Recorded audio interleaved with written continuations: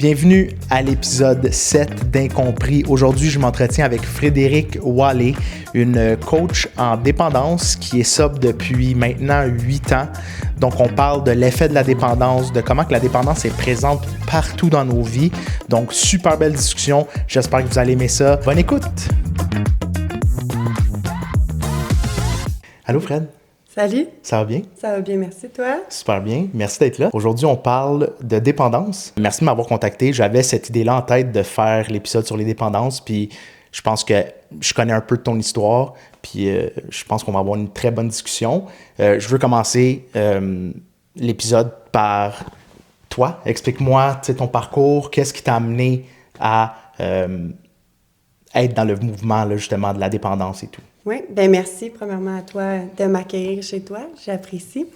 En fait, mon parcours, là, pour faire un lien avec Incompris, parce que j'ai réfléchi à ça pendant longtemps depuis qu'on s'est parlé. Depuis que je suis jeune, j'étais une enfant hypersensible, autant que je suis lumineuse, il y avait quand même une grande part d'ombre à l'intérieur de moi, fait que j'avais de la difficulté, moi, à me comprendre. Puis aussi, mes parents, c'était pas toujours facile de me comprendre. T'sais, ils ont essayé du mieux qu'ils pouvaient, mais je pense que c'est assez complexe. Puis à travers ça, bien, à force de ne pas me comprendre, je suis allée avec des gens qui me comprenaient, rendus au secondaire, puis tout ça. Puis c'est là que la consommation, pour moi, est arrivée dans ma vie. Puis c'est là qu'on dirait que j'ai trouvé, enfin, ce qui allait apaiser cette espèce d'inconfort-là de ne pas savoir pourquoi je suis comme ça, puis pourquoi moi je suis pas bien, puis je me sens pas à ma place nulle part, puis que je suis comme différente des autres, mais que ça paraît toujours pas, tu sais, de l'extérieur. Ça, je pense que ça a été la partie la plus difficile, c'est que les gens, tu sais, ils voyaient tout le temps comme juste une fille super lumineuse, puis moi j'étais comme, oui, mais c'est pas totalement ça, tu sais. Fait que la consommation, c'est venu comme apaiser quelque chose, puis là, c'est ça. Je suis rentrée là, avec des gens qui me comprenaient, ce qui veut dire que j'étais allée dans des endroits qui étaient peut-être pas nécessairement bons pour moi. Aujourd'hui, je sais que j'ai appris de ça, là, mais ça a fait que je me suis perdue, puis ça a duré quand même un bon moment. Combien de temps? J'ai commencé à consommer, là, je devais avoir comme 13 ans, là, ce Wow. qui est assez jeune, mettons, pour le pot. Puis après ça, ça a évolué jusqu'à temps que ma première thérapie, j'avais 18 ans. Que mes parents m'ont apporté. Après ça, j'ai fait 3 thérapies à l'interne. Puis à 21 ans, là, c'est là que j'ai abdiqué complètement, que j'ai arrêté de consommer. Puis là, ça va faire 8 ans là, en juin.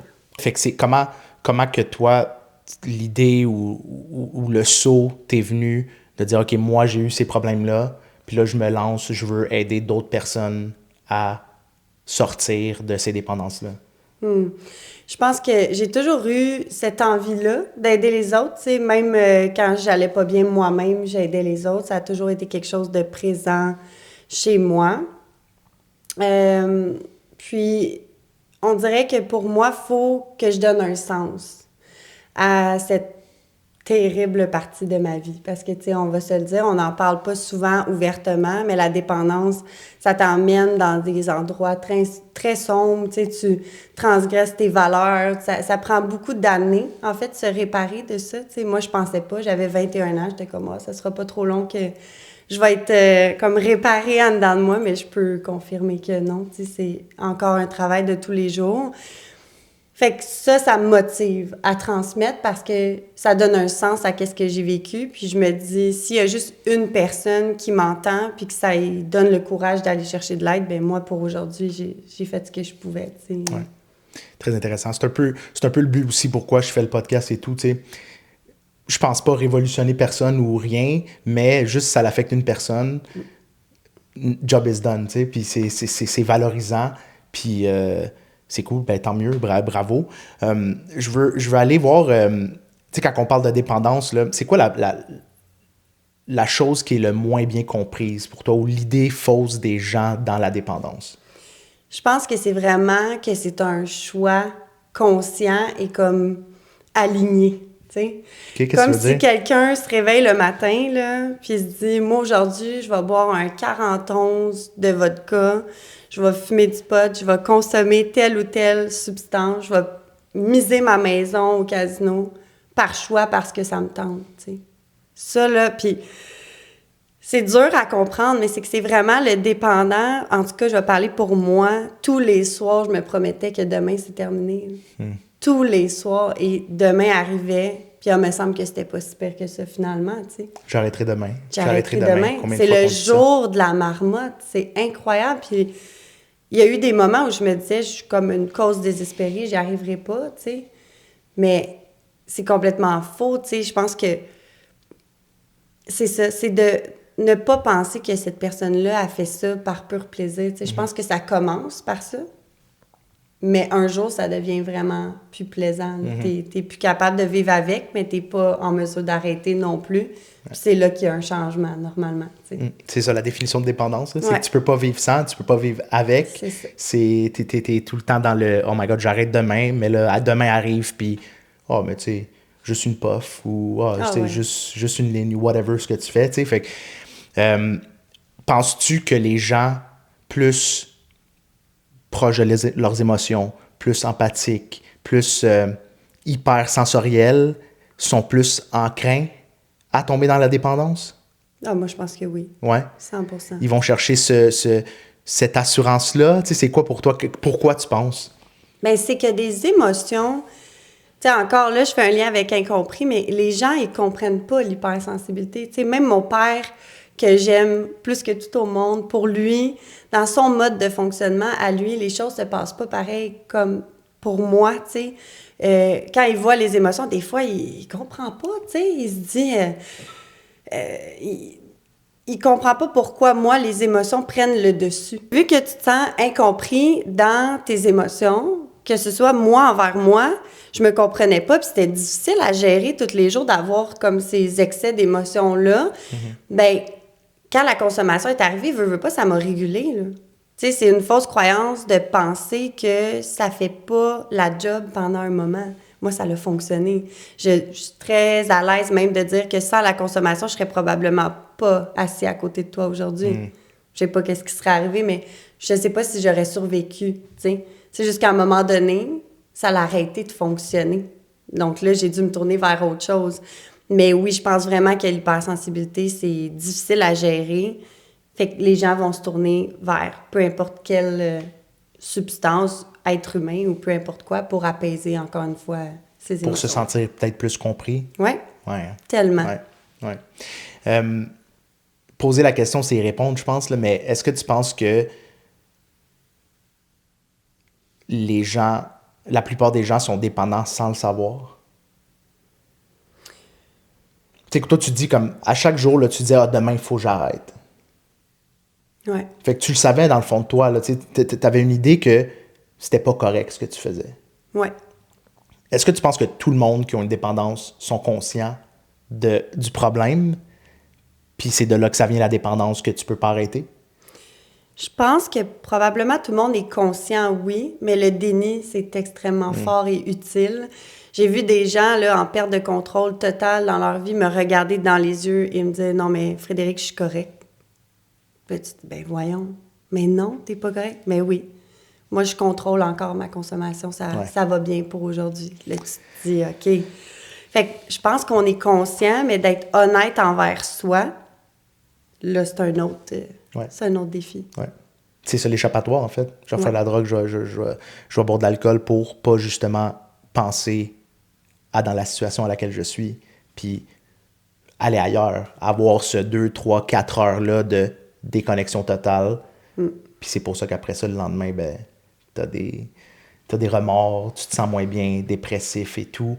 Pas évident. Pas évident. On a parlé là de beaucoup de drogue, consommation, alcool, mais il y a d'autres choses aussi, je pense, que tu peux être dépendant, le sport, qu'on parle pas, le travail, overwork. Comment toi tu vois ça? Les dépendances un peu moins graves, je peux dire, ou plus acceptées dans la société? Toi, tu vas-tu parler de ça aussi dans ton coaching et tout, ou tu traites juste vraiment de alcool, consommation, drogue? Ben, je te dirais que c'est comme en étapes. Parce que c'est rare que quelqu'un va compulser dans le sport sans avoir qu'on peut citer dans autre chose avant. Tu sais, on voit beaucoup de dépendants en rétablissement qui se lancent dans le gym, courir des kilomètres et des kilomètres. Là, en ce moment, on en voit. Moi, je trouve ça super inspirant. Puis il y a quelque chose dans la course, je pense, qui est vraiment bon. Mais quand c'est bien vu, c'est toujours plus long, je pense, à s'en rendre compte. Tu sais, parce que c'est bien vu, quelqu'un qui court, qui s'entraîne, qui travaille beaucoup, mais les effets négatifs peuvent être les mêmes au final, tu sais, parce que tu vas peut-être délaisser ta famille, tes enfants, ta femme pour aller au gym excessivement ou pour travailler aussi excessivement. Ouais. Donc, je pense que, tu sais, c'est mieux vu. Donc, on en parle moins que la personne qui se retrouve dans la rue. Dormir sur un banc de parc, là. Ben oui. Ouais. Mais au final, tu sais, cette personne-là, est-ce qu'elle est en train de fuir quelque chose? Puis des fois, la réponse, c'est non. Il y a des gens, moi, qui m'ont consulté pour me demander, je me demande si je suis dépendant de telle ou telle chose. Puis au final, moi, je dis non, je pense pas. Je pense, tu sais, je pense qu'on peut pas affirmer que quelqu'un l'est ou pas, mais il y a des signes. Puis des fois, cette personne-là, elle a juste une passion pour quelque chose, mais si on est honnête envers soi, c'est d'aller voir est-ce que je suis en train de fuir quelque chose, tu sais. Ça l'amène à ma prochaine question. Tu sais, c'est quoi la limite de OK, ce comportement-là est normal, donc je cours 3-4 fois par semaine, à là, c'est pas normal, puis c'est une dépendance, puis ça l'affecte ma vie. Tu sais, c'est quoi cette limite-là pour toi? Comment tu vois ça? C'est vraiment dans les sphères de vie, je dirais. Quand ça l'affecte plusieurs sphères de ta vie, exemple, ta relation, ton travail, tu sais, il faut que tu ailles tellement courir dans une journée que tu manques le travail, tu pars plus tôt ou t'es malhonnête parce que là, il faut que tu ailles au gym ou il faut que tu ailles courir. Puis là, ça devient à l'excès. Là, tu te dis à ta blonde, j'arrive dans 1 heure. Là, finalement, tu arrives dans 2 parce que tu es allé courir. Puis là, tu sais, quand ça commence à affecter où tu te blesses puis tu continues de courir quand même, tu es blessé, le médecin te le dit que tu es blessé puis tu continues quand même.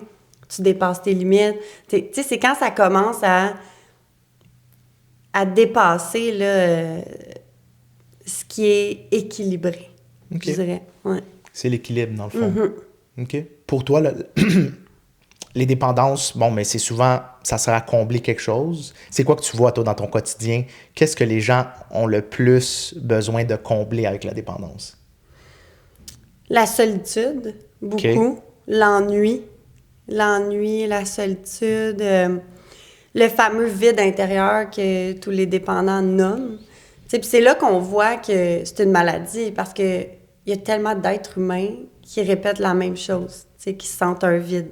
Je me sens incomplet, dans le fond. C'est comme... Fait qu'il y a ça. L'ennui, la solitude, ça, c'est sûr. Ouais, mais je m'ennuie, j'ai rien à faire. C'est pour ça que souvent, là, ils vont aller vers des sports. Comme moi, ma vie est remplie de plein d'autres choses parce que je sais pas si je m'assois à tous les soirs à rien faire, combien de temps ça prendrait avant que j'aie peut-être une idée. Ah, là, ma vie est plate, peut-être que je pourrais mettre un peu de piquant. Ouais. Ouais. Qu'est-ce que tu fais dans tes temps libres pour t'occuper? Puis, tu sais, ben, ton processus, même tu dis que ça fait 8 ans que tu as arrêté. C'était quoi ta transition? Ça a-tu été drastique? Ça a été en étapes? Parle-moi un peu de ça. Oui. Dans mes débuts, je vais te parler avant, mettons, mes thérapies. Tu sais, quand ça a été vraiment le bas fond pour moi, là, je suis allée voir mes parents, j'ai commencé à faire des thérapies que je complétais pas parce que je nommais que j'avais pas de problème d'alcool. Ça a été un processus. Pour ça, quand tu as dit ce terme-là, je trouve ça important d'en parler parce que beaucoup de gens vont arrêter, exemple, l'alcool, mais vont garder le cannabis ou, tu sais, tout le temps garder une chose. Une affaire. Ouais. Moi, ça a été mon cas, puis ça a été nécessaire. Tu sais, si j'avais essayé vraiment d'arrêter tout d'un coup, je pense pas que j'aurais réussi. Donc, j'ai arrêté tranquillement, pas vite, certaines substances, certaines dépendances. Et en fait, pour me rendre compte que j'allais pas avoir le choix de faire de l'abstinence totale de toute substance. Quand ça s'est arrivé, là, j'ai commencé à faire beaucoup de meetings d'alcooliques anonymes.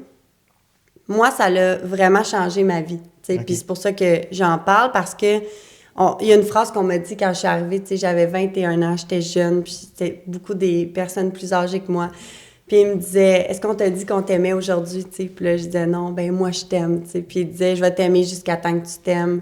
Puis moi, ça, dans la société, je vois moins ça. Ces valeurs-là d'entraide, d'amour, de compréhension, d'écoute, que moi, j'ai retrouvées là-bas. Ouais. Puis c'est comme si pour une fois dans ma vie, je me sentais compris. Wow. Vraiment, quand je suis arrivée là. Dès le début? Ah, dès le début. Ouais. Ah ouais. Moi, j'ai senti que pour une fois, je pouvais être moi, dans le pire de moi, là, puis qu'on allait m'accueillir quand même, que quelqu'un qui avait fait pire. Exact. C'est que Honnêtement. tu te sentais comprise par ton incompréhension. Tu arrives là, c'est une communauté de gens qui ont vécu la même chose que toi, puis enfin, tu as trouvé ta place, tu sais. C'est un peu ça. Vraiment. Wow. Vraiment. Puis ça me faisait penser un peu à les bars encore aujourd'hui, tu sais. Moi, j'étais une party animal. Tout le monde savait c'était qui Wally. Quand elle arrive dans la place, tu sais, ça a toujours été. Puis au meeting, c'était un peu la même chose. Quand j'arrivais, « Hey, Wally, je suis contente de te voir, non. » Mais là, eux autres, c'est plus Fred, là. Mais, tu sais, j'ai comme ressenti ce sentiment d'appartenance-là que j'avais dans les bars, tu sais. Parce que oui, il y a ça dans les bars aussi, tu sais. À la longue, tu te fais des amis, puis une gang. Puis ça m'a fait du bien de trouver ça. Puis ça comblait l'ennui. Parce que j'y allais au départ là, vraiment beaucoup, presque à tous les jours. Parce qu'il y en a 3 fois par jour, à tous les jours, partout dans chaque ville, tu sais. Fait que je me suis promenée beaucoup, puis j'avais mon chien avec moi au début, je me rappelle, j'étais toute seule avec mon chien, il était tout petit, il était bébé. Puis je faisais du meeting avec lui, puis là, j'ai commencé à me faire des amis, puis ça l'a juste transitionné vers une nouvelle vie. J'ai déménagé, j'ai laissé tomber, moi, tout mon monde au complet. Puis ça aussi, c'est une étape qui est, en fait, c'est presque la plus difficile, là. Puis c'est ça qui faisait que je rechutais souvent avant. Parce que je retournais avec mes amis en essayant d'être sobre, mais je les vois, puis j'ai le goût de boire, là. Ouais, j'ai eu ce thinking-là là, ben, dans les dernières années de la relation qu'on a avec nos amis de longue date. Là, notre relation, c'est ça. C'était un peu ça, je dis dans notre temps, mais il y a 10-15 ans, c'était ça. Tu voyais tes amis, puis c'est rare qu'il y avait rien à consommer. Puis, tu sais, alcool, drogue, whatever, il y avait toujours quelque chose. Fait que tu associes, OK, je vais voir mes amis pour consommer. Exact. Puis quand tu t'enlèves ça, puis moi, ça m'est arrivé, tu sais, j'ai pris un pas de recul, j'ai dit, bon, je veux commencer à moins boire. Tu sais, je dis pas que je vais jamais boire, mais il y a des soirs où je vais dire, non, ce soir, je ne bois pas. Puis j'ai vu la différence de relation. Comme si, moi, je suis à jeun, toi, t'es chaud, on peut plus communiquer. On n'est plus sur la même longueur d'onde. Puis c'est comme un deuil à faire, tu sais, mais c'est un deuil nécessaire pour toi aller mieux. Ouais. Ouais, moi, c'est comme ça que je le vois, puis tant mieux que tu l'as fait. Puis je veux revenir à, justement, les rencontres, les meetings. T'en fais encore, j'imagine? Ouais. Moins qu'avant? Oui. Oui, moins qu'avant. Plus équilibré. Ouais, nice. T'as-tu une nouvelle communauté? T'as-tu des bons amis là? T'as-tu gardé contact avec des gens? C'est quoi ta relation avec les AA, tes amis AA ou ta communauté? Ben c'est toutes mes amies. C'est tellement beau. Puis, tu sais, la semaine passée, j'ai fait un meeting, puis il y avait des amis qui étaient là, qu'on est arrivés en même temps là, dans le mouvement en 2018. Wow. Puis, tu sais, Gabi s'est mariée, il y a eu un enfant, il attend un autre enfant. Tu sais, on se regardait, puis on était comme, hey, c'est fou. Lui, ça va faire 10 ans, tu sais, moi, ça va faire 8 ans. C'est presque une décennie, tu sais, qu'on a traversé ensemble. J'ai des amis qui ont perdu un enfant dans ces années-là, c'est des membres. On a été là. On a vécu tellement de choses. Moi, j'ai vécu une séparation difficile. Il y a tellement de gens qui ont été là autour de moi. C'est comme si plus jamais t'es seule. Fait que moi, je me suis vraiment entourée de ces gens-là. Puis quand je vais avec d'autres gens, je suis chanceuse parce que je m'entends encore super bien là, avec des gens qui n'ont pas ce problème-là. Tu sais, je sais qu'il y en a que c'est plus rigide, ils sont pas, mettons, en mesure d'aller dans des bars, des choses comme ça. Moi, j'irai pas tous les jours, mais j'ai pas de problème à y aller. Là. Ouais. Ça me dérange pas, puis j'aime ça avoir du fun, puis danser, puis de la musique. Fait que ça n'a pas changé. Mais... Tu fais quoi quand tu vas dans les bars? Tu prends un Red Bull? Ouais, ou du Perrier. Perrier. Ou même, sinon, je prends souvent 7-Up canneberge. Okay. Ça, j'adore ça. Nice. Ouais, moi, c'était vodka canneberge. Ouais, c'est ça. Ouais. Ça, je fais ça. Ou, tu sais, il y a tellement de choix maintenant. Moi, quand j'ai arrêté, il n'y avait rien. Ouais. En 2018. Aujourd'hui, là, avec Mox, Étienne Boulay aussi, qui en a fait, il y a tellement de mocktails là, que c'est pas vraiment difficile de boire autre chose. Là, fait que moi, ça me dérange pas personnellement. OK. Comme tu dis, ça a vraiment évolué dans les dernières années. Puis on voit de plus en plus là, la nouvelle génération plus boire d'alcool complètement, arrêter vraiment tôt de boire d'alcool, pas mettre ça dans leur routine, chose que moi, il y a 10-15 ans, quand j'ai commencé à sortir, c'était impossible. Ou dans ma tête, c'était impossible. Tu sais, je pouvais pas avoir de fun si je sortais pas dans les bars puis j'avais pas d'alcool. Fait que je trouve ça cool que les jeunes maintenant sont plus réfléchis, ou je sais pas comment dire, mais plus tu sais, qui ont pas besoin de ça. Toi, comment tu vois ça justement avec les réseaux, les mouvements, tout, la relation des jeunes évoluer avec la consommation? Penses-tu que ça s'en va dans des déclin? Il y en a encore, puis il va toujours en avoir, mais c'est quoi ton idée là-dessus? Mais je pense que malheureusement, là, les jeux vidéo ont pris une grande partie. Il y a tellement de jeunes dépendants aux jeux vidéo, là. C'est hallucinant. Puis c'est vraiment terrible parce que ça crée de l'anxiété sociale, de l'isolement, de la difficulté là, à communiquer. Tu sais, les skills sociales, en fait, là, tu sais, sont comme pas là. Fait que je pense qu'ils se sont vraiment tournés vers ça, eux. Puis là, ils disent, ben oui, mais j'ai une vie sociale parce qu'on se parle, tu sais, pendant qu'on joue. Puis c'est vrai, mais en même temps, tu sors pas de chez toi, tu vas pas faire des nouvelles rencontres, ça t'apprend pas à t'adapter dans différents endroits. Donc moi, je pense que ça a un petit peu un lien. Je crois aussi que les nouvelles règles pour le permis de conduire, ça l'a aidé. Moi, je pense que ça, c'est ce qui fait là, que ça l'a diminué un petit peu. Tu sais, moi, j'étais comme les débuts là, de ça. Puis... C'est quoi, c'est tolérance zéro? OK. Tu sais, eux, ils ont vraiment zéro. Fait que c'est sûr que ils doivent faire plus attention. Je sais pas, peut-être qu'ils sont plus dans les sous-sols chez leurs parents, puis tout ça. Tu sais, moi, je viens d'un petit village, c'était comme ça, là, tu sais, je viens pas de Montréal. Fait que nous, c'était dans les maisons, puis on faisait des parties tout seul, puis tout ça. Fait que peut-être que c'est ça aussi. Je pense qu'ils sont plus conscients, mais ça demeure, tu sais, que c'est présent, c'est sûr. Mais je pense que c'est dû à l'augmentation des réseaux sociaux et des jeux vidéo. Ouais. Malheureusement, je pense qu'on a juste dépassé. Ça va un peu ensemble. Là. C'est l'écran, dans le fond. Là. Ça revient à ça. Être tout le temps devant un écran, que ça soit ton téléphone, scroller pendant des heures, tu clignes des yeux, puis t'as passé 2 heures, ou ben avoir ce besoin-là de toujours jouer aux jeux vidéo. Puis je peux comprendre.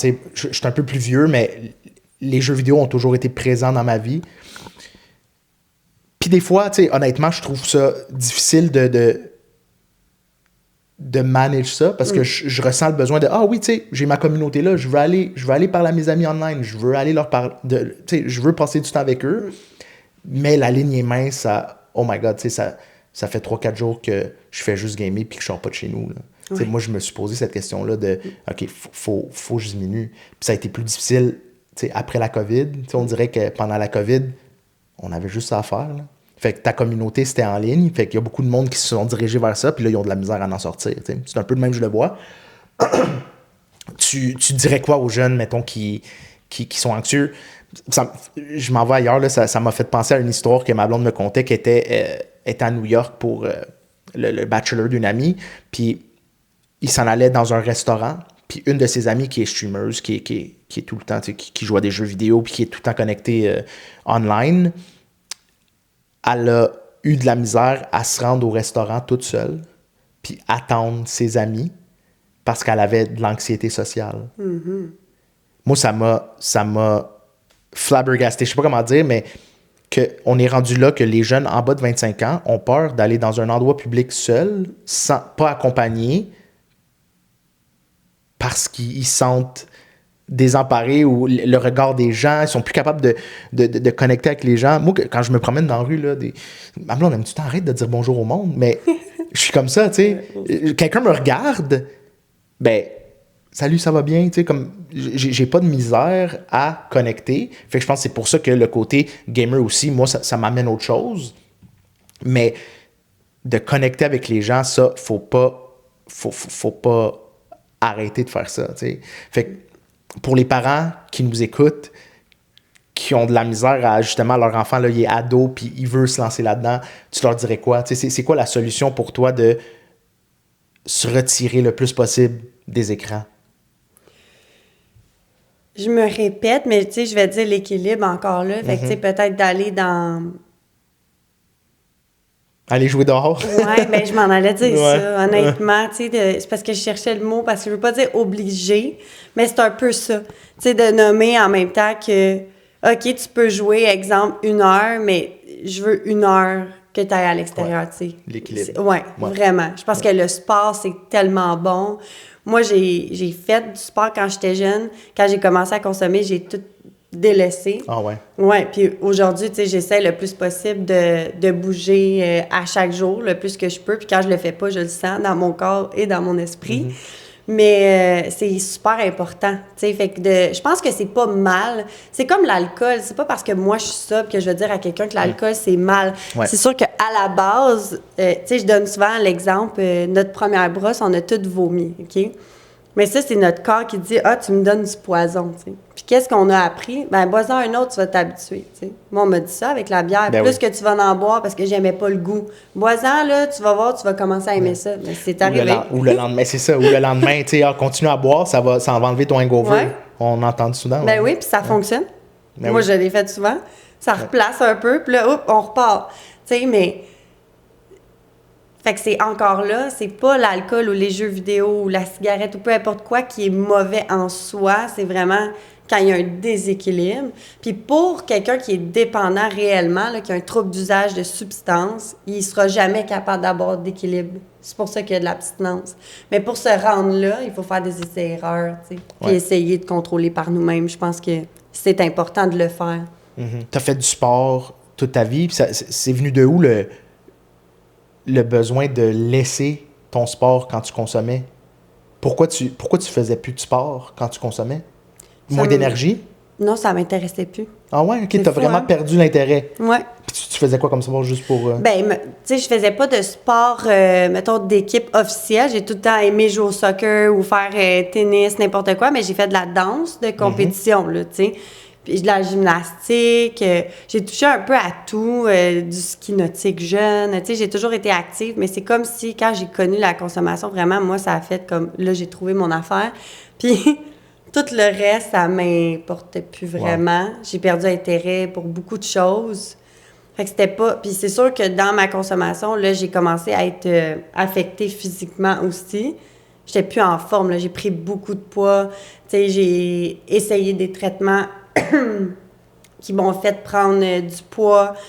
Fait que là, non plus, je me sentais pas bien dans ma peau. J'ai jamais été comme ça. Là, je devais m'accepter comme ça. Fait que, tu sais, il y a plein de choses qui viennent aussi avec ça. Puis c'est comme si, pour moi, je me rappelle d'avoir déjà été dans des gyms, puis de regarder, exemple, des gens, puis comme, hey, j'étais comme ça, puis là, je suis rendue comme ça, puis de me dire, ben l'ego tellement fort, puis l'estime tellement faible, que je vais juste retourner chez nous, puis continuer à faire ce qui me détruit, mais que... C'était de la malbouffe? C'est quoi? Non, moi, j'ai pas ça. C'est la seule. OK. C'était juste le moins active. C'est ça qui a fait que tu as pris du poids? Ça, puis c'est super intéressant, puis on pourrait en parler longtemps, mais c'est aussi beaucoup, encore là, les émotions. Okay. J'étais dans une relation vraiment malsaine, puis j'étais jeune, puis tout ça, puis les paroles ont comme créé quelque chose. Okay. C'est spécial, là, mais... Veux-tu en parler? On a le temps? Oui. Ben, en fait, c'est que cette personne-là, mettons, était pas très gentille, on va dire ça comme ça, avec moi. Puis les termes qu'il me disait, tu sais, dans ce temps-là, je consommais, puis c'était comme, ah, tu feras jamais rien en vie de toute façon, puis Tu sais, moi, mes parents, c'est l'inverse. Ils m'ont tellement remonté dans ma vie, mais lui m'a tellement rabaissé que c'est comme si mon corps, ma tête, tout ce que j'étais, c'est juste laissé tomber. Je me suis abandonnée. Puis à un moment donné, je me rappelle avoir dit à ma mère, « Pourquoi tu m'as pas dit que je t'ai rendue comme ça? » Tu sais, mon corps, j'avais pris tellement de poids. Puis là, ma mère a dit, « Ben, tu sais, j'ai essayé, mais moi, je m'en étais pas rendu compte. » Ces années-là, pour moi, c'est un trou noir, tu sais, puis avec les thérapies, j'ai compris pourquoi, parce que c'était tellement souffrant que mon cerveau a juste décidé de supprimer, tu sais, certains souvenirs. Mais c'est spécial quand même, là, parce que quand j'ai réalisé ça, j'étais comme, OK, comme si... Tu sais, dans les 5 blessures de l'âme, il y a l'humiliation, OK? Puis l'humiliation, quand tu regardes le corps physique typique de quelqu'un qui a une blessure d'humiliation, c'est des gens qui sont plus corpulents, OK? Moi, normalement, dans ma shape normale, j'ai une blessure d'injustice. C'est plus longue. Puis c'est vrai que l'injustice, pour moi, ça vient me chercher très profondément. Puis c'est comme si pendant ces années-là où j'ai vécu de l'humiliation, les seules années de ma vie, là, mon corps a suivi comme la blessure. Wow. C'est vraiment intéressant. Là. Ouais. J'avais vu, là, dans les livres de Lise Bourbeau, là, t'as vraiment les silhouettes de chaque personne selon les blessures, puis c'est vrai, là. Tu sais, on le voit souvent, même des humoristes, mettons, qui ont un surplus de poids. Même, j'ai de la difficulté à aller voir ça, parce que moi, je vois juste, on dirait, de la tristesse quand j'entends ça, mais, tu sais, comme qu'ils vont rire d'eux, vraiment, là, tu sais, c'est comme ils vont s'humilier avant que tu puisses le faire. Puis moi, ça, je trouve ça triste, tu sais. Ah ouais? Ouais, avant, je riais, je trouvais ça drôle. Maintenant, on dirait que je suis trop consciente de ce qu'il y a en arrière la joke. Tu penses pas que c'est des jokes? Tu penses que ça part d'une vérité? Ouais, je pense qu'il y a quand même une vérité de... Je sais que de toute façon, tu me trouves grosse, fait que je vais te dire que je suis une grosse, tu sais. Mais il n'y a pas une beauté là-dedans? Aussi. Moi, tu sais, on a tous des complexes, on a tous des trucs qui nous dérangent dans notre corps. Moi, je trouve ça beau quand je vois quelqu'un qui est capable de rire de lui-même. C'est juste, comme tu dis, des fois, il y a tu sais, ils retournent chez eux, puis c'est de la tristesse. C'est plus ça ton point. Ben, c'est que je l'ai jamais vu de même, là, c'est pour ça que ça me surprend, mais... Ouais, ben c'est plus que... C'est peut-être moi, là, mais je trouve que de s'humilier soi-même, c'est pas un acte d'amour pour soi. C'est inconsciemment, même si quand tu le dis, oui, tu te trouves drôle, puis t'as pas nécessairement problème avec ton corps ou whatever, inconsciemment, ça va jouer sur tes émotions, puis ça va jouer sur ton... Ouais. Moi, je pense que oui, tu sais, c'est sûr, parce que... C'est pour ça qu'il y a beaucoup d'humoristes qui consomment. Excuse, je t'interromps, mais ouais. Il y en a beaucoup. Ouais. Ben oui, puis l'anxiété de performance, puis tout ça, ça aussi, tu sais, on n'en a pas vraiment parlé, mais l'anxiété de performance, c'est super présent là, chez les gens qui consomment, tu sais. Parlons-en. Ben, si je prends mon exemple, tu sais, j'ai toujours voulu exceller dans tout ce que j'ai fait, tout le temps. Puis ça m'a créé une grande pression. Puis comme je disais tantôt, tu sais, moi, j'appelle ça depuis récemment, là, la géo de service, là. Parce que quand je suis là-dedans, des fois, je suis comme, OK, est-ce que je suis juste en train de vouloir le regard de l'autre ou de vouloir être valorisée, de me sentir reconnue? Est-ce que j'ai vraiment envie de faire ces blagues-là ou d'avoir cette voix-là, cette énergie-là? Est-ce que c'est vraiment ça, Fred, tu sais? Des fois, je suis même pas sûre, tu sais. C'est comme je suis tellement habituée de jouer cette espèce de rôle-là dans ma famille, avec mes amis, avec mes collègues, tu sais, que je m'en rends pas compte, mais ça part beaucoup de si je diminue, peut-être que là, tu m'aimeras plus. Ouais. Puis là, ça me tente pas de vivre ça. Je me mets de la pression. Ouais. C'est très intéressant, le concept de rôle. C'est vrai que, tu sais, même moi, quand je regarde, moi, dans le passé, ben je jouais un rôle, tu sais, pour être accepté, puis pour fitter dans le moule. Puis je me suis jamais vraiment, moi, compris. Je me suis jamais vraiment posé les questions parce que j'étais tout le temps dans l'excès et tout. Fait que la vie va vite, travail. Le soir, tu sors, tu consommes, tu reviens chez vous, tu t'endors, tu dors tes 6-7 heures, puis tu retournes travailler, tu es dans la boucle. Puis tu t'arrêtes jamais pour te dire, tu sais, qu'est-ce que je veux vraiment, tu sais? Ouais. On n'a pas le temps. Non, c'est ça, mais dans le fond, c'est l'affaire la plus importante, puis il faudrait prendre le temps, tu sais. Puis c'est ça aussi le but du podcast, parce que c'est des réflexions que j'ai eues, puis je veux informer le plus de monde possible. Écoutez-vous avant, puis vous n'êtes pas obligé de faire quelque chose parce que la société le fait ou parce que vos amis le font, votre famille vous dit de le faire. Ça part de vous, puis après ça, si vous avez confiance en vous, ben les choses vont arriver, tu sais. Ouais. Moi, ma silhouette, a dit quoi? J'ai pensé à ça quand tu parlais de silhouette. Mais on dirait, là, vite devant, là, je suis là, tu sais, dans le chose.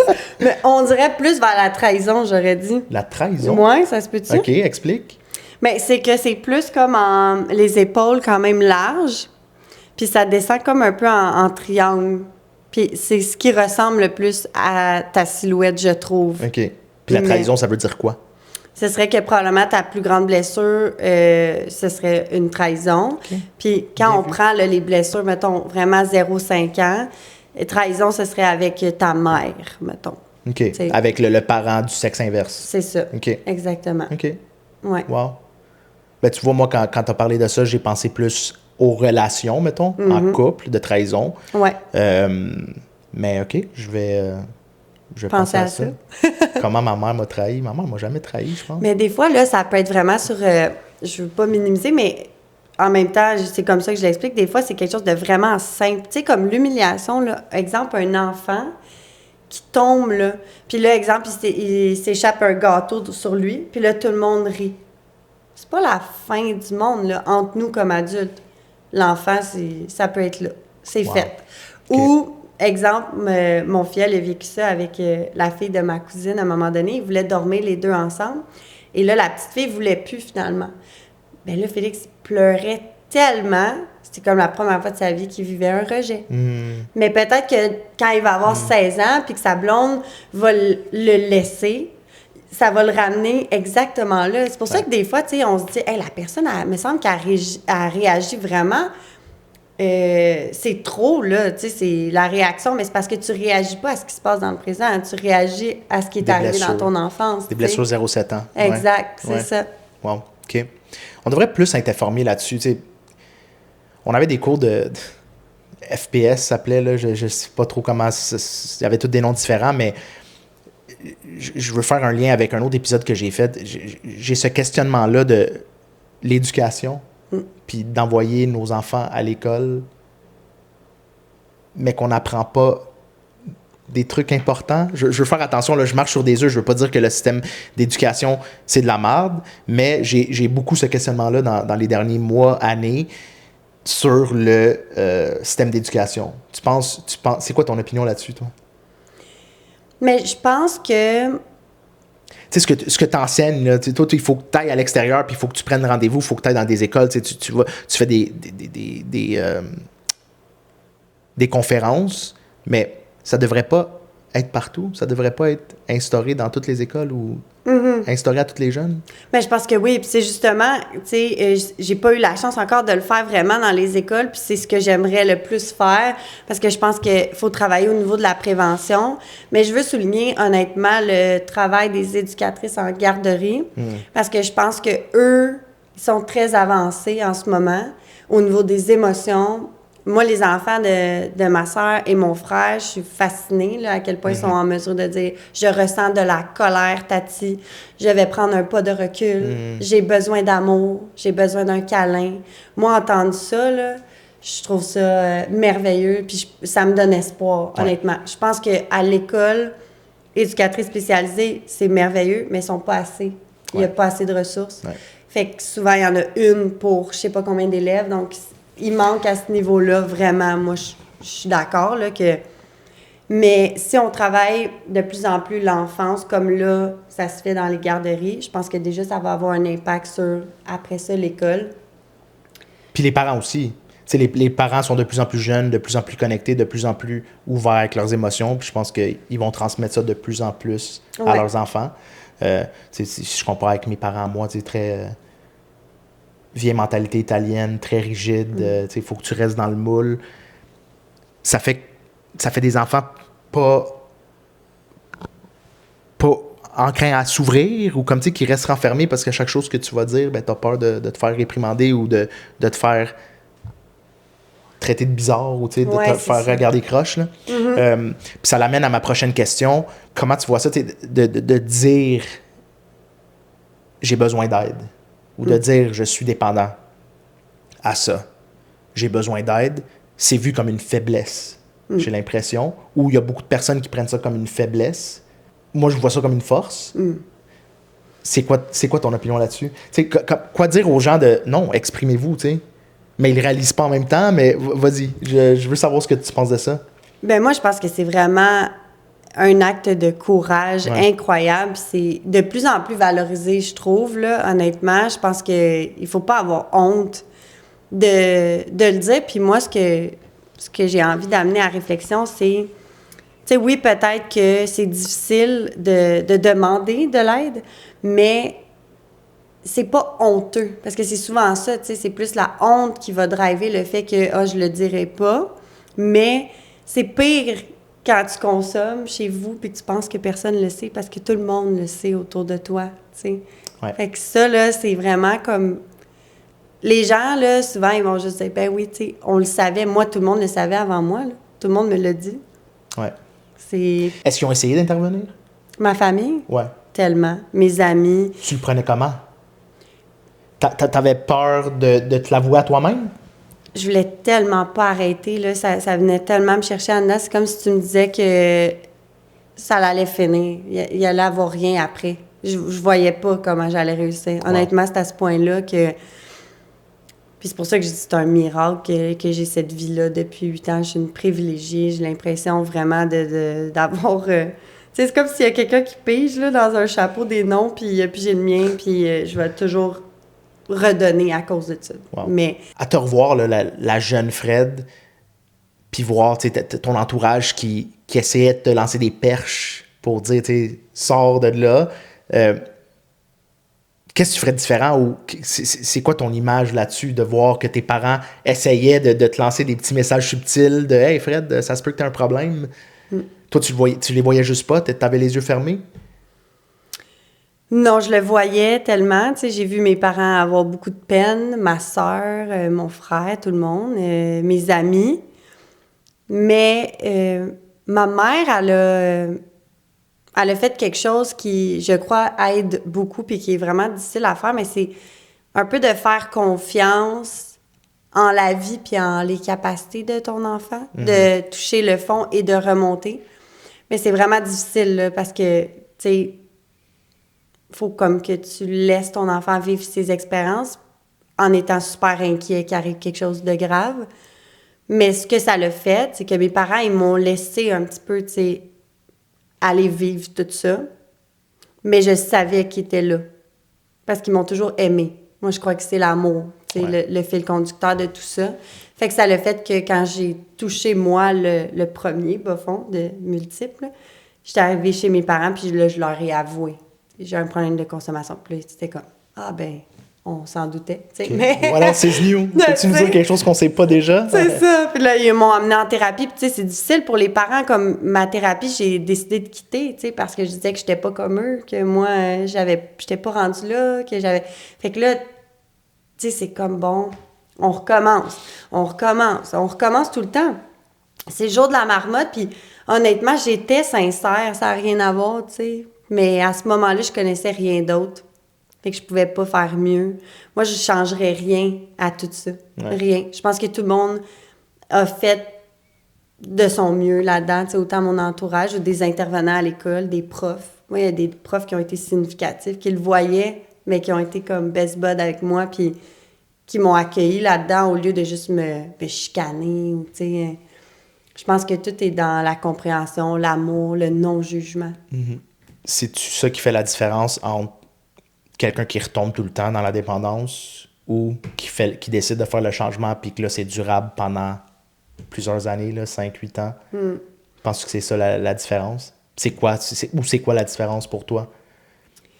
Je pense que c'est vraiment une histoire de limite personnelle. Puis ça va beaucoup encore là, avec les valeurs. Comme moi, je me rappelle ce matin-là, du 10 juin 2018, je me suis regardée dans le miroir. Puis c'était comme, là, t'as perdu le privilège, ma chérie. C'est terminé. Ah ouais? Qu'est-ce que tu veux dire par là? Quel privilège? Le privilège de consommer, de vivre cette vie-là, de penser que rien n'est à mon épreuve, que moi, ça m'arrivera pas à moi. Mm-hmm. C'est intéressant que tu utilises le mot privilège. Ouais, pour moi, consommer, c'est un privilège. Ouais. Aller au casino, c'est un privilège. Fumer, c'est un privilège.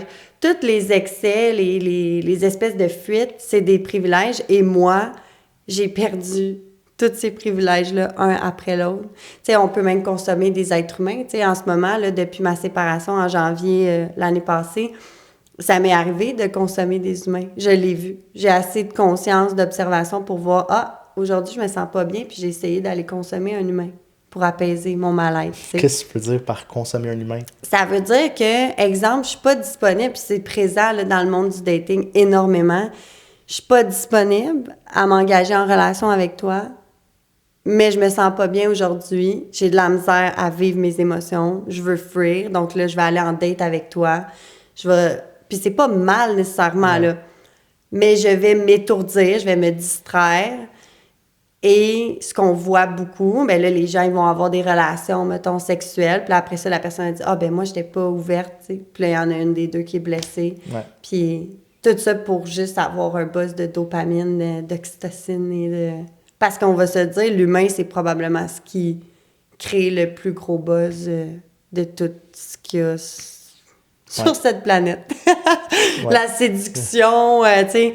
J'ai fait un meeting ce midi, puis ça parlait beaucoup de ça, tu sais, puis c'est vrai, tu sais, cette espèce de frénésie-là de comment Tu sais, moi, il faut que je fasse attention. Je dis pas que je serai plus jamais en relation, au contraire, je me le souhaite vraiment, mais je veux plus aller dans ces zones-là là, de si t'es pas disponible, ces relations compliquées, tous ces genres d'affaires-là qu'avant, c'était comme, moi, je vais aller voir ça ressemble à quoi. Aujourd'hui, c'est non, merci. Tu te protèges toi avant. Ah, ben oui. As-tu peur que... Y a-tu une partie de toi qui a peur de ce commitment-là puis de retourner en relation à cause de ton passé?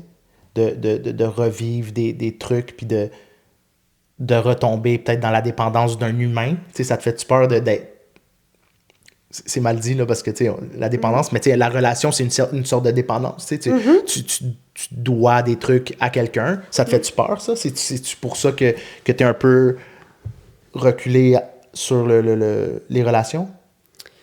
J'ai pas peur d'être dépendante parce que moi, je suis moins dépendante en relation que célibataire. Dans le fond, tu sais, je suis comme l'inverse de beaucoup de gens dans mon entourage. Mettons, moi, en couple, je suis super indépendante, puis je fais mes choses, puis j'ai une belle routine, puis une discipline. Mais là, quand je suis tombée seule, là, c'était plus difficile parce que c'était la première fois que je vivais ça, là, vraiment vivre seule, subvenir à mes besoins dans tous les sens seule. Je commence à être vraiment mieux toute seule.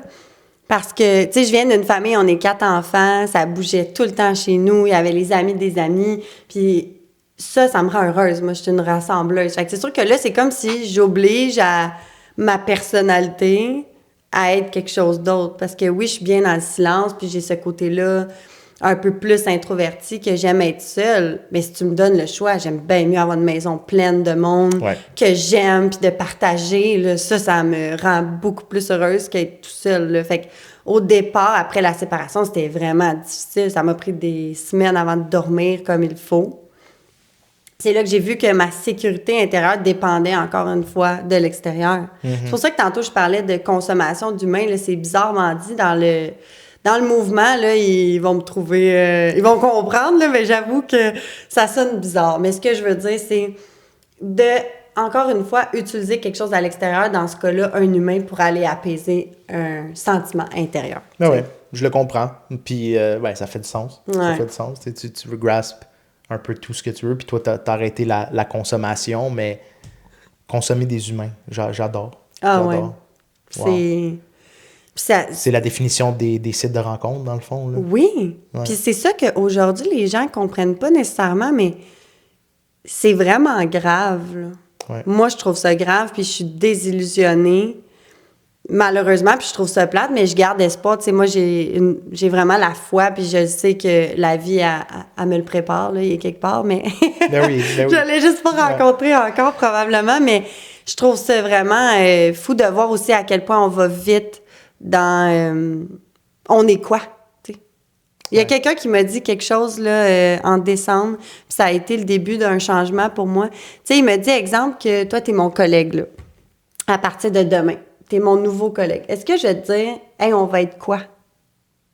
Non. On apprend à se connaître, on se voit tous les jours. Tranquillement, pas vite, tu vas me parler de ta blonde, tu vas me parler de ton quotidien, de ce que tu aimes faire, moi aussi. Puis là, on va apprendre à se connaître, puis à un moment donné, dans certains cas, exemple, là, tu pourrais te dire, dans une relation de couple, « Hey, on s'entend vraiment bien, je me sens bien avec toi, tu penses-tu qu'on pourrait aller plus loin? » Mais là, c'est pas ça, là, c'est 15 minutes au resto, puis on est quoi? On s'en va où? Parce qu'on a tellement peur qu'on veut tout de suite savoir, tu sais. Mais, fait que là, ça passe de un à l'autre, puis c'est tellement accessible. Puis ce buzz-là, de la première fois, puis toutes les espèces de papillons, tu sais. Moi, quand j'ai compris que les papillons, c'était de l'envie sexuelle et non de l'amour, là, j'ai fait comme, OK, j'ai pensé que j'étais en amour souvent, que je l'étais pas, là, tu sais. Pas du tout, je la connais pas, la personne, tu sais. Fait que de tout ça, là, je trouve ça super intéressant, puis ça me donne juste envie, moi, d'en parler, puis de rester le plus possible intègre là-dedans, mais je suis pas parfaite, là. Non. Puis comme tu dis, tu commences à être bien avec toi-même, puis je pense que c'est la base de tout, là. La journée que tu vas être bien avec toi-même, tu vas être à l'aise à 100%, ben c'est là que les opportunités ou tes yeux vont ouvrir sur comme, OK, j'avais peut-être ce genre de gars-là, mais finalement, ça me prend un gars complètement différent. Moi je l'ai vécu, j'allais tout le temps vers une sorte de personne, mais clairement, je cherchais quelque chose que je voulais pas vraiment. Puis ça vient dans le développement de soi. Puis je pense que c'est ça qui manque dans les sites de rencontres. Puis comme je date 1, 2, 3 personnes différentes à chaque semaine, ben tu prends pas le temps avec toi-même. Là. Tu te demandes pas vraiment qu'est-ce que je veux pour moi. Tu veux juste aller rechercher un peu comme le high, là, le high de la drogue, le high de l'alcool. Tu sais. Oui, exactement. Puis ça fonctionne. Là. Moi, je l'ai expérimenté. Là, ça fonctionne. Ça faisait 4 ans que j'étais en relation super saine. Fait que je l'ai vu, le clash, là, tu sais, de... Puis on dirait que je me sentais comme perdue là, dans cette nouvelle génération-là, mettons. J'avais pas de souvenir que c'était à ce point-là. Puis je m'identifie moins à ça, je sais pas. Mais, bon. Il n'y a rien de mieux que de rencontrer dans la vraie vie, comme ils disent. Je sais, moi, c'est ça que j'aimerais, vraiment. Mais oui, ça va arriver. Ça va arriver, il faut juste pas chercher, puis à un moment donné... tu vas échapper ton sel, quelqu'un va ramasser ton sel, puis... Ah, des fois, c'est le même. Ouais. Mais ça m'est arrivé l'autre fois au Rocket de croiser quelqu'un, là, puis tu sais, le regard, là, c'était fou, mais finalement, il était en couple, tu sais, c'est ça. Correct. Fait que c'est pas lui ça non va plus. Arriver, mais ça m'a comme montré, j'étais comme, OK, ça peut arriver dans des endroits comme ça, puis tu sais, sans aller sur des réseaux sociaux, parce que même moi, veux pas, j'enlève plein de gens parce que physiquement... c'est pas bon, tu sais. C'est pas ton type. Non, c'est ça. C'est super, on le fait tous, puis c'est de là aussi que je trouve ça intéressant de sortir, de rencontrer du monde en vrai. Tu vois tout de suite l'essence de la personne. Puis tu rencontres cette personne-là, tu t'es croisé par hasard. Fait qu'il y a une partie de vos vies qui se connectent déjà. Moi, c'est le même, je le vois. Tu as une communauté d'alcooliques anonymes, vous vous rencontrez à une place chaque semaine, whatever quand. C'est une communauté. Fait que moi, de rencontrer quelqu'un par hasard, ben c'est comme, OK, on a certains trucs encore, ben, déjà de similaires. C'est sûr, il y a plus de chances que ça marche. Oui, c'est tiré par les cheveux, mais moi, je le vois de même. Oui, c'est vrai. Ouais. Non, c'est le fun, le spontané, puis juste laisser la vie aller. Puis moi, tu sais, pour aller dans ce sens-là de la spiritualité, parce que je trouve qu'en dépendance, c'est vraiment important. Puis, tu sais, c'est de plus en plus connu, là, tu sais, même sur les réseaux, je sais pas si c'est juste mon algorithme à moi, mais il me semble que ça en parle beaucoup, tu sais, d'avoir foi en quelque chose. Puis avant, c'était très présent à cause de la religion. Maintenant, la religion, elle est plus vraiment là, tu sais, au Québec, puis tout ça, puis c'est correct ou pas, là, c'est pas important, mais... je pense que les valeurs spirituelles, ça, c'est beau, tu sais, puis ça l'amène vraiment... ça l'aide dans tout, là. Moi, j'ai eu beaucoup de défis avec l'anxiété dans les dernières années, puis c'est la spiritualité qui m'a aidée à traverser ça. Tu sais, j'ai eu des épisodes de crise de panique, j'avais jamais eu ça de ma vie, quand je parlais devant les gens. Pourtant, moi, j'adore ça. Fait que là, c'était comme si on m'enlevait la chose que j'aimais le plus, tu sais. Puis c'est la foi qui m'a amenée à recommencer à le faire. Je priais, puis c'était parle à travers moi. Puis à un moment donné, là, c'est comme si j'ai remontré à mon cerveau que j'étais capable de le faire. Puis il y a tellement d'événements, de gens qui ont passé sur mon chemin en 8 ans pour me montrer, on dirait toujours, tu sais, moi je dis souvent le matin, montre-moi mon prochain move, tu sais, puis c'est fou, là, c'est quelqu'un qui arrive puis qui me dit quelque chose, comme là, ça vient d'arriver récemment avec Vipassana, qui est une expérience, tu sais, de méditation. 5 personnes en 5 jours qui m'ont parlé de ça, mais comme tellement clairement, jamais personne ne parlait de ça. C'est quoi les chances, tu sais? Wow. Les synchronicités, puis tout ça, moi, je crois beaucoup à ça. Puis, en dépendance, on le dit, tu sais, en termes d'intervention, on va utiliser lâcher prise. Dans le mouvement, on va dire confie, mais ça veut dire la même chose. Tu sais, dans tous les cas, tu l'enlèves de toi. C'est plus toi qui contrôle, tu sais. Moi, je pense que c'est un peu comme un jeu, là, tout ça, là, la vie. Là. Puis, il y a quelqu'un qui pèse sur des pitons, puis s'arrange avec ça. Puis moi, je fais confiance, tu sais. Occupe-toi de ça, parce que moi, quand je prends les manettes, là... Des fois, je m'en vais pas à la bonne place. C'est ça. Je sais pas comment ça marche. Je fais pas des bons choix, là. Fait que, mais tu parles de foi. C'est quoi ta foi? C'est la religion? C'est quoi ta foi? Non, je crois pas en la religion. Moi, tu parles à qui? Quand tu parles en haut? Oui, bien, ça a full évolué. Tu sais, au début, j'ai plusieurs personnes qui sont décédées dans ma famille. Fait que c'était eux. Ils ont une pierre tombale ici à Montréal. Puis j'avais enterré mon jeton. Mon premier jeton dans AA, je l'ai enterré là. Wow. Puis je leur ai demandé de m'enlever l'obsession de consommer. J'ai une vidéo encore dans mon cell de ça. Puis je le dis, là, puis je l'enterre, tu me vois tout faire ça. Puis, fait qu'après ça, j'ai prié eux, beaucoup, beaucoup, beaucoup. Puis c'était comme mon équipe, là, au ciel, que je disais. tranquillement, pas vite, ça a évolué, tu sais, à plein d'autres choses. À un moment donné, c'était plus l'univers. Après ça, c'était la nature. Puis aujourd'hui, je crois beaucoup plus en la divinité en nous. Fait que, comme mon thérapeute m'avait appris, c'est comme l'océan. Ce serait comme Dieu. Pas de la religion, là, c'est juste un terme, là. Et on est toutes des gouttes d'eau, tu sais. Fait que si t'es pas là, c'est pas complet. Si je suis pas là, c'est pas complet. Puis on est toutes reliées. Puis moi, ça a fait comme, oh, wow, c'est beau. Fait que ça m'aide aussi à appliquer une vie dans l'amour et la tolérance et le non-jugement. Parce que si tu sais, on est tous égaux quand on pense comme ça. Fait que maintenant, c'est plus un espace de paix en moi. Fait que j'utilise la méditation, la respiration pour aller retrouver ce calme-là. Puis là, j'entends mon intuition. Puis je crois que notre intuition, c'est un peu les messages. Du passé ou des gens qui ont passé... Wow. Oui, où on doit s'en aller. Okay. Parce qu'on le sait, je pense, tout le temps. C'est juste que c'est comme un canal, là. Puis là, il y a des peurs, il y a du ressentiment, il y a des blessures, il y a la vie qui va vite. Il y a tout ça dans mon canal. Fait que moi, si je fais le ménage, là, constamment, puis c'est ça le rétablissement ou la croissance personnelle, c'est de t'assurer que ton canal, il circule bien. Puis là, tu vas entendre, tu vas voir, tu vas connecter avec les gens. Tu sais, il y en a qui me disent hey, on dirait que je viens de m'éveiller, tu sais, mais c'est sûr parce que tu viens de retirer tout ce qui bloquait, dans le fond. Tu as changé ta paire de lunettes, tu sais. Là, tu recommences à voir clair, tu sais, c'est... Mais pour ça, il faut faire le ménage. Ouais. Peu importe que tu sois dépendant aux substances ou à autre chose, ou que tu sois pas dépendant, c'est tout le monde. Tu sais, on a toutes des blessures et il y a personne qui a rien vécu du tout, là, ça se peut pas, là, tu sais. Fait que de s'assurer que ton espace, il est clean, tu sais. Il est sain. Ouais. Ben oui. Est-ce que on guérit d'une dépendance ou on apprend à vivre avec? Très bonne question. Je pense pas qu'on guérit jamais. Jamais. Mais c'est juste qu'elle se transforme. Tu sais, moi, je vois la dépendance comme une araignée, là. Son corps, c'est la dépendance affective. Moi, ça m'aura pris 8 ans à admettre ça. Parce que moi, je n'étais pas dépendante affective, là, tu comprends? Mais la dépendance affective, c'est beaucoup plus que ce que je pensais, c'est ça. C'est juste le besoin d'être reconnue, d'être vue, d'être valorisée, validée. Moi, j'étais petite, je faisais des culbutes, je disais à ma mère, combien sur 10? Donne-moi des notes, maman. Dis-moi que tu es fière de moi. Tu sais, ça, c'est de la dépendance affective, mais ça veut pas dire que je suis pas capable d'être seule, tu sais.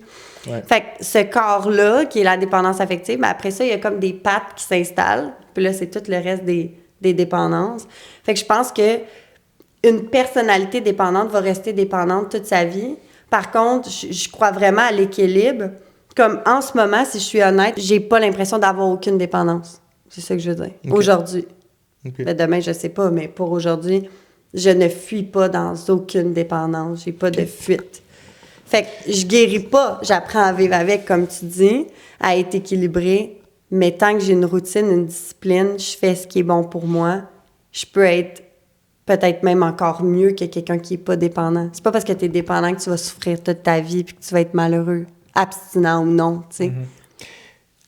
C'est intéressant. Fait que pour toi, là, tu dis que tu n'as aucune dépendance. Tu penses que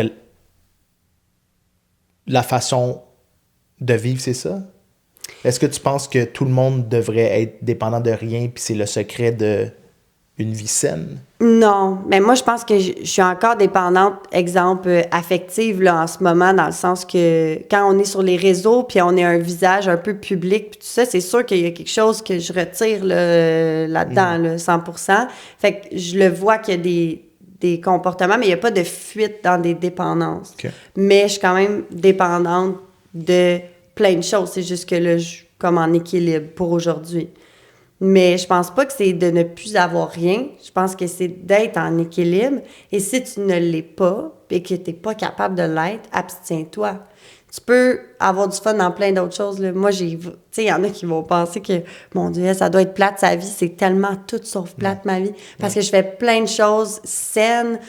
Puis j'aime ça, là. Puis des fois, je suis dans l'excès, là. C'est comme, moi, je parlais de ça avec une amie ce matin. C'est comme on a deux personnalité. Il va tout le temps avoir la Fred un peu plus tannante d'où j'arrive, là. C'est sûr, elle va vivre en moi tout le temps. Parce qu'avec mon chandail, puis là, ma petite couche, je disais, hey, c'est fou comment je trouve que j'ai l'air sage aujourd'hui, tu sais, à comparer d'avant. Ouais, t'es mis, ouais, oui. Ben, c'est moi maintenant, mais on dirait que des fois, ça... Puis là, d'autres fois, j'ai plus mon autre look de cette Fred-là qui vit encore en moi. Puis je pense que qu'est-ce qui est beau, puis le travail que moi, je fais en ce moment, c'est d'essayer d'accueillir puis aimer toute cette entièreté-là. Qu'aujourd'hui, je peux avoir l'air sage, puis demain, je peux avoir l'air plus rock and roll, puis c'est correct, tu sais. Ben oui. Mais c'est pas facile, je trouve. On dirait qu'il fallait choisir entre les deux. Ah ouais?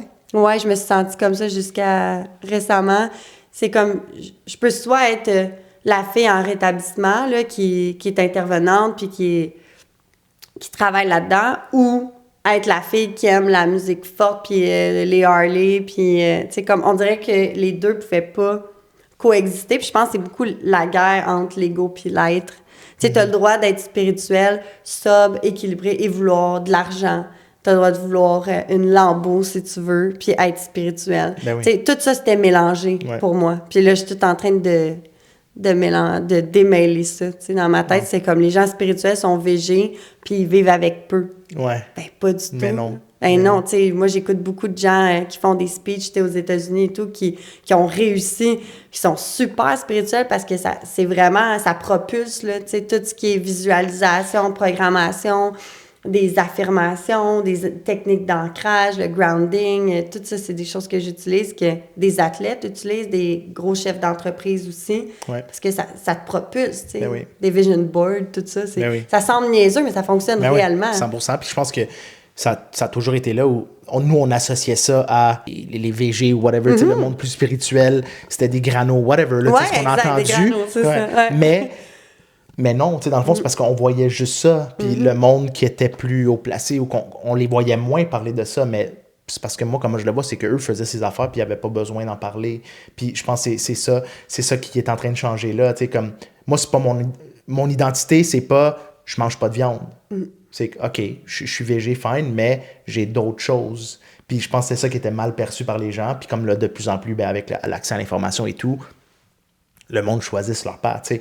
Moi, ça fait presque 3 ans que je mange pas de viande rouge. Mais c'est par choix, par aussi santé, mais j'en mange de temps en temps, mais pour moi, c'est pas important. Là.